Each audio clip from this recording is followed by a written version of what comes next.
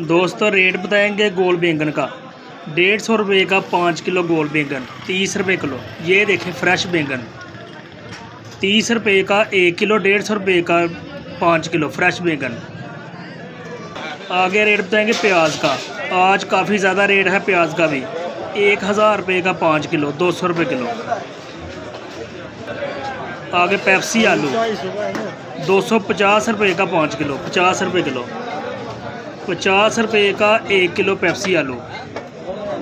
आगे रेट बताएंगे सब्ज़ मिर्च का। 150 रुपये किलो, 150 रुपये की 1 किलो सब्ज़ मिर्च। बंद गोभी 400 रुपये की 5 किलो, 80 रुपये किलो। 5 किलो 400 रुपये की। फ्रेश कद्दू 100 रुपये का 5 किलो, 20 रुपये किलो। 5 किलो 100 रुपये का। आगे रेट बताएंगे भिंडी का। 300 रुपये की 5 किलो, 60 रुपये किलो। रोज़ाना के नए रेट 60 रुपये की 1 किलो। अदरक थाईलैंड ये देखें VIP 300 रुपये का 1 किलो, 1 किलो 300 रुपये का। देसी लहसुन लाल 200 रुपये किलो, 1000 रुपये का 5 किलो।